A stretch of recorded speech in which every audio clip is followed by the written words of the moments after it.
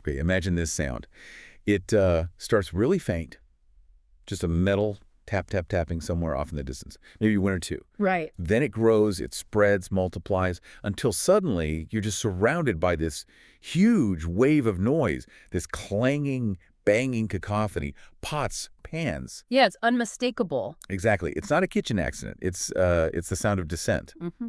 So today we're doing a deep dive into the cacerolazo, or les casseroles, as they say in French. Right. It's this really unique, pretty powerful form of protest where people, well, they literally bang on pots and pans to make noise and get their point across. It seems so simple, doesn't it? It does. And it's not just some old historical thing either. Just back in February 2021, activists in Myanmar were using this exact tactic, banging pots to protest the military coup there. It really shows you something powerful, I think. How these everyday actions, things you wouldn't even think twice about, can suddenly become these huge symbols of, public anger or will. Simple tools, massive impact.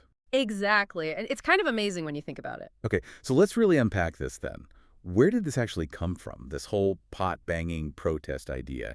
And maybe more importantly, what makes it work so well in so many different places? Good questions. Our goal here is to give you a really clear picture of this auditory activism. Sounds good. So to get a real feel for it, we should probably think about Montreal.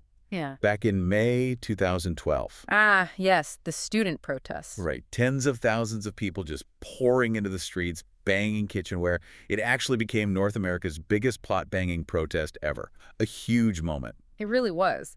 But that visibility, while significant, came much later. The cacerolazo actually first really made its mark way back in the 1970s. Oh, okay. Where? In Chile, specifically during the Pinochet dictatorship, the U.S.-backed military regime. Wow, okay. So why pots and pans then? Yeah. Especially under such heavy repression. Seems risky. Well, that's kind of the point. When going out on the street, when traditional protests are just too dangerous, brutally suppressed, Yeah. the home itself, and just the ordinary stuff in it, like kitchenware, suddenly becomes a space for resistance. It's accessible, it's spontaneous. Ah, okay. That makes sense. So it started in Chile under really harsh conditions. And then this tactic, it obviously caught on elsewhere. Oh, absolutely. Its adaptability is pretty remarkable, actually. We saw it flare up again in a big way during Argentina's financial crisis in 2001.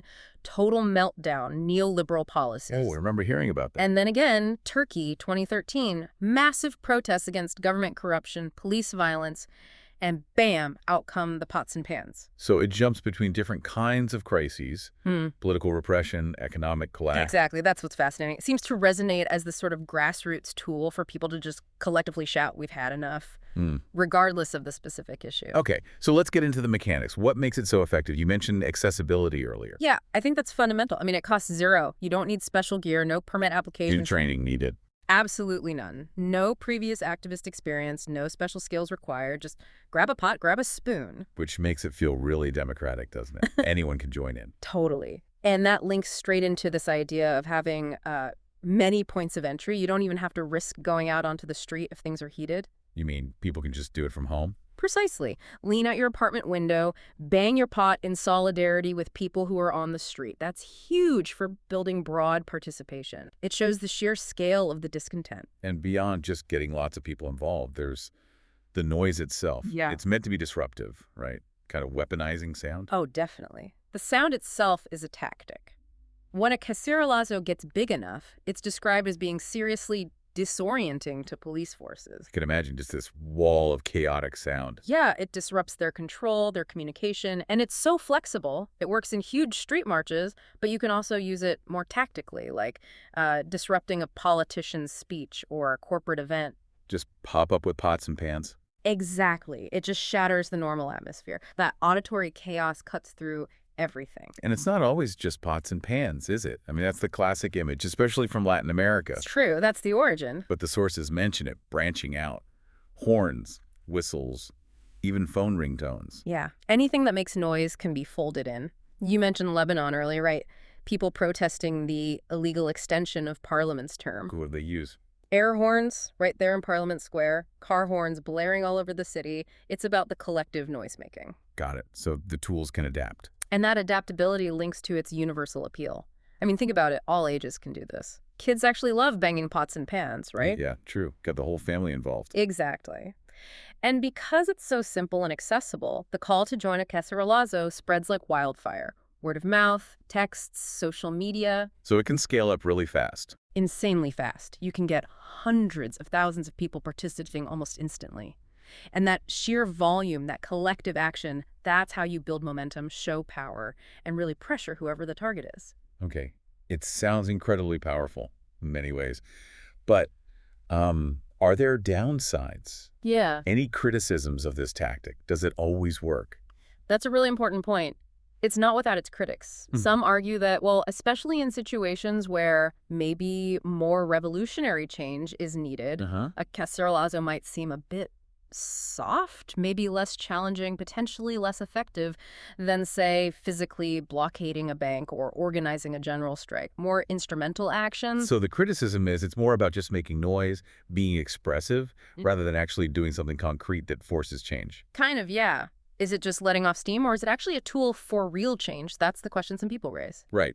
But the sources push back on that idea pretty strongly, don't they? They really stress the context. Absolutely crucial. Context is everything here. Think back to Pinochet's Chile in the 70s, extreme terror, extreme repression. Yeah.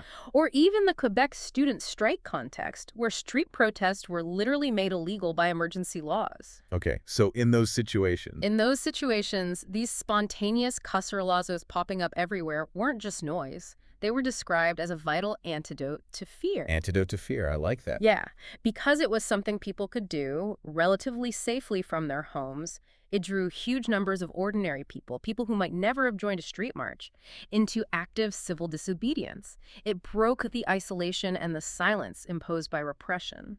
So it's not just about the immediate disruption, but about building courage, building solidarity, showing the regime or the government that people aren't completely cowed. Exactly right. Its power isn't just the noise, it's in building that momentum, demonstrating that collective strength, empowering people who feel powerless, even if the action itself looks simple on the surface. So the takeaway for you listening is that you really can't judge the effectiveness of a protest tactic in a vacuum. Precisely. You have to look at the specific time, the place, the political climate. What looks like just banging a pot in one context can be an incredibly brave and powerful act in another. So we've traced this journey, haven't we, from just a humble kitchen pot Yeah. to this globally recognized symbol of dissent. We've seen its reach, its surprising flexibility. It really is a testament to human ingenuity, I think, how people under pressure find ways to make their voices heard using whatever's at hand. Definitely. And maybe the final thought to leave you with is, what does the sheer resilience and adaptability of the cacerolazo tell us? This protest born from just everyday stuff and collective noise, what does it suggest about, the core nature of civil disobedience? How creative people can be when facing challenges? It's such a simple act, fundamentally. Bang in a pot, but its echoes, you can hear them all over the world. A constant reminder, really, of the power that a collective voice can have, no matter how it finds its expression.